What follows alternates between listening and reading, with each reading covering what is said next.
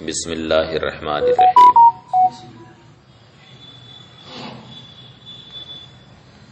نعم بقیا ہاہنا شیء، یہاں سے ایک سوال کی طرف اشارہ ہے۔ اس سے پہلے یہ کہا گیا ہے کہ قضیہ حملیہ کی جو یہ تعریف ہوئی ہے کہ جو اپنے طرفین کے ساتھ دو مفرد کی طرف منحل ہو، وہاں مفرد سے معنی عام مراد ہے، خواہ مفرد بالفعل ہو یا مفرد بالقوا ہو۔ مفرد بالقوا کا مطلب ہے کہ جس کی تعبیر الفاظ مفردہ سے کرنا ممکن۔ تو جو مثالیں قضیہ حملیہ کی پیش کی گئی ہیں جن میں طرفین دو مفرد نہیں ہیں بلکہ دونوں قضیہ ہیں یا کم از کم ایک قضیہ، تو اگرچہ وہ اطراف خود مفرد نہیں ہیں مگر ان کی تعبیر الفاظ مفردہ سے کرنا ممکن ہے۔ مثلا ھذا سے موضوع کی تعبیر کر لی جائے، محکوم علیہ کی تعبیر کر لی جائے، اور ذاکا سے محکوم بہ کی تعبیر کر لی جائے اور کہا جائے ھذا ذاکا، یا دونوں کی تعبیر ہوا سے کر لی جائے۔ اس طرح سے الفاظ مفردہ سے ان کی تعبیر چونکہ ممکن ہے، اس لیے گو کہ وہ مفرد بالفعل نہیں ہیں مگر مفرد بالقوا ضرور ہے۔ اب اسی پر یہ سوال ہے کہ جہاں تک بات اس کی ہے کہ الفاظ مفردہ سے تعبیر ممکن ہو تو یہ حملیہ ہی کی تخصیص نہیں بلکہ قضیہ شرطیہ میں بھی دونوں طرفوں کی تعبیر الفاظ مفردہ سے کی جا سکتی۔ مثلا مقدم کی تعبیر ھذا سے کر دی جائے اور تالی کی تعبیر ملزوم لذالک سے کر دی جائے، یعنی یہ اس کا ملزوم۔ مثلا کہا انکانت الشمس طالیۃ فالنہار موجود، اگر آفتاب طلوع ہوگا تو دن موجود ہوگا۔ تو وجود نہار کے لیے طلوع آفتاب لازم ہے، بلکہ طلوع آفتاب کے لیے وجود نہار لازم ہے۔ طلوع آفتاب کے لیے وجود نہار لازم ہے، تو طلوع آفتاب ہوا ملزوم اور وجود نہار ہے اس کے لیے لازم۔ اب تعبیر کر لی جائے کہ ھذا ملزوم لذالک، یعنی یہ اس کا ملزوم، یعنی طلوع آفتاب وجود نہار کا ملزوم۔ تو اس طرح الفاظ مفردہ سے تعبیر قضیہ شرطیہ کے بھی اطراف کی ممکن۔ یہ تو تعبیر ہوئی شرطیہ متصلہ کی، شرطیہ منفصلہ میں بھی اس طرح سے تعبیر ہو سکتی ہے، کیونکہ شرطیہ منفصلہ میں دو چیزوں کے درمیان تنافی کا حکم ہوتا ہے، منافات کا حکم ہوتا ہے۔ جیسے ھذا الشیء اما زوج او فرد، یہ چیز یا تو زوج ہے یا فرد ہے، تو زوجیت اور فردیت کے درمیان یہاں تنافی کا حکم ہے، دو چیزوں کے درمیان منافات کا حکم لگایا گیا کہ یہ دونوں چیزیں ایک ساتھ جمع نہیں ہو سکتی۔ تو اب اس کی تعبیر اس طور سے کر لیں کہ یہ کہا جائے کہ ھذا معاند لذالک، یہ اس کا معاند، یعنی زوج فرد کا معاند، جفت طاق کا معاند ہے، دونوں ایک ساتھ جمع نہیں ہو سکتے۔ تو حاصل یہ ہے کہ الفاظ مفردہ سے جہاں تک تعبیر کا معاملہ ہے تو یہ حملیہ ہی کے ساتھ خاص نہیں ہے بلکہ قضیہ شرطیہ میں بھی طرفین کی تعبیر الفاظ مفردہ سے کی جا سکتی۔ تو جب الفاظ مفردہ سے شرطیہ کے بھی اطراف کی تعبیر ہو سکتی ہے تو مفرد بالقوا جس طرح سے حملیہ کے اطراف ہوں گے اسی طرح سے شرطیہ کے بھی اطراف ہوں گے. سمجھ گئے؟ نعم بقیا ہا ہنا شیون، تو اب لازم پھر وہی آئے گا کہ حملیہ کی تعریف شرطیات پر صادق آئے گی. نعم بقیا ہا ہنا شیون، ہاں یہاں ایک چیز باقی ہے، وہوا ان الشرطیۃ کما فسرت، وہ یہ ہے کہ شرطیہ کی جیسی تفسیر کی گئی ہے وہ قضیہ ہے اذا حللناہا لا یکون طرفہا مفردین، کہ جب ہم اس کی تحلیل کریں تو اس کے طرفین دو مفرد نہ رہیں، اس کے طرفین یعنی مقدم اور تالی دو مفرد نہ ہو. ولا خفاء فی امکان ان یعبر عن طرفیہا بعد التحلیل بمفردین، جبکہ یہ بات مخفی نہیں کہ تحلیل کے بعد یعنی ادوات شرط کو حذف کرنے کے بعد شرطیہ کے بھی طرفین کی تعبیر دو مفرد سے کی جا سکتی ہے. دو مفرد سے تحلیل کے بعد شرطیہ کے بھی طرفین کی تعبیر ممکن ہے. وَأَقَلُّهُ أَن يُقَالَ، اور کم سے کم یہ کہا جا سکتا ہے کہ ھذا ملزوم لذالک، یہ اس کا ملزوم ہے، یہ شرطیہ متصلہ ہے. جیسے کہا ان کانت الشمس طالیۃ فالنہار موجود، اگر آفتاب طلوع ہوگا تو دن موجود ہوگا، تو طلوع آفتاب کے لیے وجود نہار لازم ہے اور طلوع آفتاب اس کے لیے ملزوم ہے. تو اب اس کی تعبیر کر دی ھذا ملزوم لذالک، یہ اس کا ملزوم ہے. تو اب یہاں پر دو مفرد سے شرطیہ کے بھی طرفین کی تعبیر ہو گئی. اور شرطیہ منفصلہ میں چونکہ دو چیزوں کے درمیان منافات اور عناد کا حکم ہوتا ہے، اس لیے وہاں پر طرفین کی تعبیر اس طور سے کریں کہ وہ ذالک معاند لذالک، یعنی وہ اس کا معاند ہے. زوج فرد کا معاند ہے، فرد زوج کا معاند ہے. فلو کان المراد بالمفرد اما المفرد بالفعل او بالقوا، تو اگر مفرد سے مراد مفرد بالفعل ہو یا مفرد بالقوا، دخلت الشرطیۃ تحت الحملیہ، تو قضیہ شرطیہ یہ حملیہ کے تحت داخل ہو جائے گا.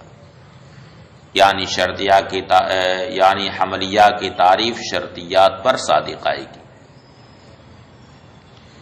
فل اولا ان یحذف قید الانحلال عن التعریف، لہذا بہتر یہ ہے کہ تعریف سے انحلال کی قید ہی حذف کر دی جائے. جہاں سے یہ سارا اشکال پیدا ہو رہا تھا اسی قید کو حذف کر دیا جائے. تو اولا یہ ہے کہ تعریف سے انحلال کی قید حذف کر دی جائے. وَيُقَال، اور کہا جائے المحکوم علیہ وبہ فی القضیۃ ان کانا مفردین سمیت حملیہ وإلا فشرطیہ، یعنی قضیہ میں محکوم علیہ اور محکوم بہ اگر دو مفرد ہوں تو اس کا نام حملیہ رکھا جائے گا، وإلا فشرطیہ، ورنہ پھر وہ شرطیہ ہوگا. تو یہاں انحلال کی قید حذف کر دی گئی تعریف سے، بلکہ سیدھی تعریف یہ ہو گئی کہ قضیہ میں محکوم علیہ اور محکوم بہ اگر دو مفرد ہیں تو حملیہ ہے، ورنہ وہ شرطیہ. پھر کہتے ہیں ھذا ھو المطابق لما ذکر الشیخ فی الشفا، یہ تعریف اس کے مطابق ہے جو تعریف شیخ نے شفا میں ذکر کی ہے، شیخ ابو علی سینا کی کتاب ہے شفا، اس میں شیخ نے یہی تعریف کی عملیہ اور شرطیہ کی، لیکن اس تعریف پر بھی اشکال پہلا والا بہرحال باقی ہے، اس لیے کہ اس تعریف میں کیا کہا گیا کہ محکوم علیہ اور محکوم بھی قضیہ میں اگر دو مفرد ہوں تو حملیہ ورنہ شرطیہ، حالانکہ اس سے پہلے حملیہ کی کئی ایک مثالیں ذکر کی گئی ہیں، مثلا الحیوان ناطق ینتقل بنقل قدمئی، اور زید عالم یذاتہ زید لیس بعالم، زید عالم کی ضد زید لیس بعالم ہے، تو اب یہاں پر ایک طرف ہے زید عالم اور دوسری طرف ہے یذاتہ زید لیس بعالم، اسی طرح سے الشمس طالعۃ یلزم النہار موجود، تو یہاں پر الشمس طالعۃ ایک طرف ہے اور دوسری طرف یلزم النہار موجود، تو یہ سب کے سب حملیہ، حالانکہ طرفین ہاں مفرد نہیں، یہ سب کے سب حملیہ ہیں مگر طرفین مفرد نہیں ہیں، تو حملیہ کہ اگر یہ تعریف کر دی جائے یعنی انحلال کی قید حذف کر کے بھی تعریف کریں تو بھی حملیہ کی تعریف پر یہ اعتراض لازم آئے گا، وہ اعتراض برقرار ہے ابھی بھی، سمجھ گئے؟ اس لیے شارح قیلہ کے ذریعہ کہتے ہیں کہ وقیلہ ثوابہ، اور کہا گیا ہے کہ صحیح تعریف یہ ہے کہ یہ کہا جائے القضیۃ ان انحلت الی قضیتین فہی شرطیہ والا فحملیہ، یعنی قضیہ اگر دو قضیہ کی طرف منحل ہو تو شرطیہ، ورنہ وہ حملیہ، قضیہ اگر دو قضیہ کی طرف منحل ہے تو شرطیہ ہے ورنہ وہ حملیہ۔ اب یہ تعریف کیوں کی ہے؟ تو اس کی وجہ یہ ہے کہ یہ ایک اعتراض سے بچنے کے لیے، وہ اعتراض یہ ہے کہ زید ابوہ قائم، یہ قضیہ حملیہ ہے، زید ابوہ قائم یہ کیا ہے؟ قضیہ حملیہ، حالانکہ اس کا انحلال کیا جائے تو ایک طرف زید بچتا ہے اور دوسری طرف ابوہ قائم، تو ایک طرف تو مفرد ہے مگر دوسری طرف یعنی محکوم بہ ابوہ قائم وہ مفرد نہیں ہے بلکہ وہ قضیہ، تو اس اشکال، تو اگر حملیہ کی تعریف یہ کی جائے کہ جس کے طرفین دو مفرد ہوں تو اس سے اشکال پیدا ہوگا، کیونکہ یہاں پر طرفین دونوں مفرد نہیں ہیں بلکہ ایک مفرد ہے اور دوسرا قضیہ، تو اس سے بچنے کے لیے یہ تعریف نکالی کہ صحیح تعریف یہ ہے کہ یہ کریں کہ قضیہ اگر دو قضیہ کی طرف منحل ہے تو شرطیہ، اور اگر دو قضیہ کی طرف منحل نہیں ہے تو حملیہ ہے، یعنی شرطیہ ہونے کے لیے یہ ضروری ہے کہ دو قضیہ کی طرف منحل، تو اگر دونوں قضیہ نہ ہوں بلکہ ان میں ایک قضیہ ہے دوسرا مفرد ہے تو شرطیہ نہ ہوگا، یا دونوں مفرد ہیں تو بھی شرطیہ نہ ہوگا، اور زید ابوہ قائم ان میں ایک طرف مفرد ہے اور دوسری طرف قضیہ ہے، یعنی دونوں قضیہ نہیں ہیں، اس وجہ سے یہاں شرطیہ کی تعریف صادق نہیں آئے گی بلکہ حملیہ ہی ہے، یہ سمجھ گئے؟ لِأَلَّا يَرِدَ عَلَيْهِ مِثْلُ قَوْلِنَا زَيْدٌ أَبُوهُ قَائِمٌ، تاکہ اس پر ہمارے قول زیدن ابوہ قائم کے مثل قضیہ سے اعتراض وارد نہ ہو، فَإِنَّهُ حَمْلِيَّةٌ، کیونکہ یہ قضیہ حملیہ، ما انہ لم ينحل الى مفردین، باوجود کہ یہ دو مفرد کی طرف منحل نہیں، لأن المحکوم بہ فیہ قضیۃ، اس لیے کہ اس میں محکوم بہ کیا ہے؟ قضیہ ہے۔ اب شارح کہتے ہیں کہ وَهُوَ لَيْسَ بِسَبَابٍ مِّن وَجْهَيْنِ، شارح کہتے ہیں کہ یہ تعریف بھی صحیح نہیں، آخر میں جو تعریف کی گئی یہ تعریف بھی صحیح نہیں، اور دو وجہ سے صحیح نہیں۔ ایک تو وجہ یہ ہے کہ آپ نے یہ کہا ہے کہ قضیہ اگر دو قضیہ کی طرف منحل ہو تو شرطیہ ہے، ورنہ وہ حملیہ ہے۔ تو پہلی وجہ تو یہ ہے یہاں پر کہ اس سے پہلے جو مثالیں مذکور ہوئی ہیں حملیات کی، مثلا زید عالم یزادہ زید لیس بعالم، زید عالم کی ضد زید لیس بعالم ہے۔ الشمس طالیۃ یلزمہ النہار موجود، الشمس طالیۃ کے لیے النہار موجود لازم ہے۔ یہ سب کے سب حملیہ، حالانکہ انحلال کے بعد وہاں طرفین دو قضیہ ہو رہے ہیں، کیونکہ انحلال کیا تو پہلے والے قضیہ میں ایک طرف زید عالم بچتا ہے اور دوسری طرف یزادہ زید لیس بعالم بچتا ہے، اور دوسری والی جو مثال پیش کی ہے اس میں ایک طرف الشمس طالیۃ ہے اور دوسری طرف یلزم النہار موجود ہے، تو وہ سب حملیہ، حالانکہ انحلال کے بعد وہاں طرفین دو قضیہ ہیں، اور جب دو قضیہ ہیں تو وہاں شرطیہ کی تعریف صادق آ رہی ہے حملیات پر۔ یعنی یہاں پر جو آپ نے شرطیہ کی تعریف کی ہے کہ قضیہ اگر دو قضیہ کی طرف منحل ہو تو شرطیہ ورنہ حملیہ، تو یہ تعریف شرطیہ کی تو ان حملیات پر صادق آ رہی ہے۔ تو شرطیہ کی تعریف دخول غیر سے مانے نہیں، کیونکہ یہ حملیات اس تعریف میں داخل ہو جا رہی ہیں۔ سمجھ گئے؟ ایک تو وجہ وہی ہے۔ شرطیہ کی تعریف کیا ہوئی ہے یہاں پر کہ قضیہ اگر دو قضیہ کی طرف منحل ہو تو شرطیہ ورنہ حملیہ۔ تو اس سے پہلے جو مثالیں دی گئی ہیں کہ زید عالم یزادہ زید لیس بعالم، زید عالم کی ضد زید لیس بعالم ہے۔ الشمس طالیۃ یلزمہ النہار موجود، الشمس طالیۃ کے لیے النہار موجود لازم ہے۔ یہ سب کے سب حملیہ ہیں، حالانکہ انحلال کے بعد طرفین یہاں دو قضیہ، تو شرطیہ کی تعریف ان قضایا پر صادق آئی، حالانکہ یہ سب قضایا شرطیہ نہیں ہے بلکہ یہ سب قضایا حملیہ ہے۔ تو شرطیہ کی تعریف دخول غیر سے مانے نہیں۔ تو اس تعریف کے صحیح نہ ہونے کی ایک وجہ تو وہی ہے کہ بعض اعتراضات جو اس سے پہلے مذکور ہے وہ یہی ہیں جو ابھی بیان ہوئے ہیں، وہ اعتراضات یہاں اب بھی وارد ہوں گے۔ وَهُوَ لَيْسَ بِسَبَابٍ مِّن وَجْهَيْنِ، اور یہ دو وجہوں سے صحیح نہیں۔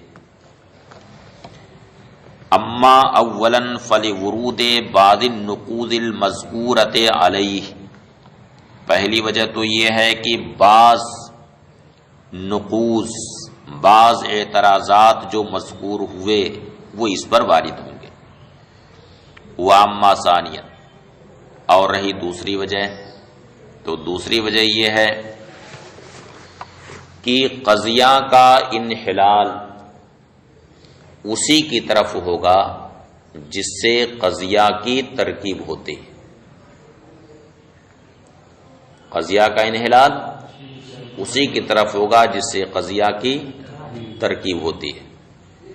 مثلا کسی مکان کی تحلیل کی جائے، کوئی مکان گرایا جائے، اس کی صورت بگاڑی جائے، تو وہ مکان جس جس چیز سے بنا تھا تحلیل کے بعد وہی چیزیں نہ اس میں سے نکلیں گی،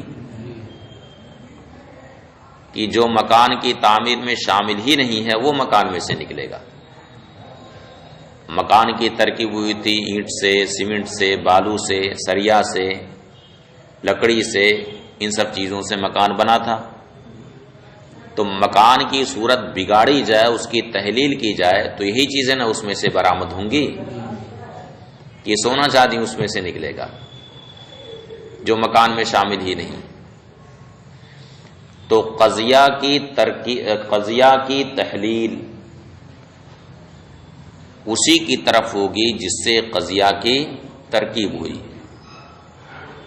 تو کوئی بھی قضیہ دو قضیہ کی طرف منحل اسی وقت ہوگا جس میں دو قضیہ پہلے سے موجود ہوں. اور اگر دو قضیہ اس میں تھے ہی نہیں پہلے سے تو تحلیل کے بعد دو قضیہ کہاں سے نکلیں گے؟ اور قضیہ شرطیہ میں دو قضیہ تھے ہی نہیں پہلے سے، اس لیے کہ ان کانتی شمس طالیتن یہ تنہا تو قضیہ ہے نہیں. اگر آفتاب طلوع ہو یہ تنہا قضیہ ہے، یا فن نہار موجود تو سورج طلوع ہو تو دن موجود ہوگا، یہ بھی تنہا قضیہ نہیں. تو قضیہ شرطیہ میں تو طرفین پہلے دو قضیہ تھے ہی نہیں، اس لیے کہ ادات شرط نے قضیہ شرطیہ کے طرفین کو قضیہ ہونے سے باہر کر دیا. قضیہ ہونے سے باہر کر دیا. الشمس طالیتن پہلے تھا قضیہ، لیکن جب انکانت اس پر داخل ہو گیا اب وہ قضیہ ہونے سے باہر ہو گیا. تو ادات شرط نے تو اس کے طرفین کو قضیہ ہونے سے باہر کر رکھا، باہر کر دیا. تو قضیہ شرطیہ کی ترکیب دو قضیہ سے تھی ہی نہیں، اور جب اس کی ترکیب دو قضیہ سے تھی ہی نہیں تو تحلیل کے بعد دو قضیہ کہاں سے نکلیں گے؟ اس میں نکلیں گے. اس لیے یہ تعریف صحیح نہیں. وَأَمَّا ثَانِيًا اور رہی دوسری وجہ، فَلِأَنَّ انْحِلَالَ الْقَضِيَّةِ مَا مِنْهُ تَرْكِيبُهَا، تو اس لیے کہ قضیہ کا انحلال، فَلِأَنَّ انْحِلَالَ الْقَضِيَّةِ إِلَى مَا مِنْهُ تَرْكِيبُهَا، اس لیے کہ قضیہ کا انحلال اسی کی طرف ہوتا ہے جس سے قضیہ کی ترکیب ہوتی ہے. وَالشَّرْطِيَّةُ لَا تَتَرَكَّبُ مِنْ قَضِيَّتَيْنِ، اور قضیہ شرطیہ دو قضیہ سے مرکب ہوتا ہی نہیں ہے. فَإِنَّ أَدْوَاتِ الشَّرْطِ وَالْعِنَادِ أَخْرَجَتْ أَطْرَافَهَا عَنْ أَنْ تَكُونَ قَضَايَا، اس لیے کہ ادوات شرط و عناد نے شرطیہ کے اطراف کو قضایا ہونے سے خارج کر دیا. ادوات شرط و عناد نے شرطیہ کے اطراف کو قضایا ہونے سے خارج کر دیا. الا ترى ان اذا قلنا الشمس طالیۃ، کیا نہیں دیکھتے کہ جب ہم کہیں الشمس طالیۃ تو یقیناً یہ قضیہ ہے. محتملۃ للصدق والکذب، جس میں صدق و کذب کا احتمال ہے. ابھی تو یہ قضیہ ہے، لیکن جب اس پر ادات شرط کو داخل کر دیا، یعنی ان کانت الشمس طالیۃ کہہ دیا، تب قضیہ ہونے سے خارج ہوگی.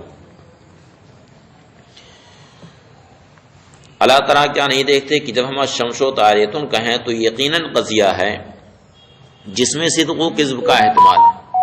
ثم اذا اوردنا ادات الشرط علیہ، پھر جب ہم اس پر ادات شرط کو داخل کر دیں اور کہیں ان کانت الشمس طالیۃ، اگر آفتاب طلوع، خرج ان یکون قضیۃ تحتمل الصدق والکذب، تو یہ ہے وہ قضیہ ہونے سے خارج ہو گیا جس قضیہ میں صدق و کذب کا احتمال ہوتا ہے. سمجھ گئے؟ نعم ربما یقال فی ھذا الفن، ہاں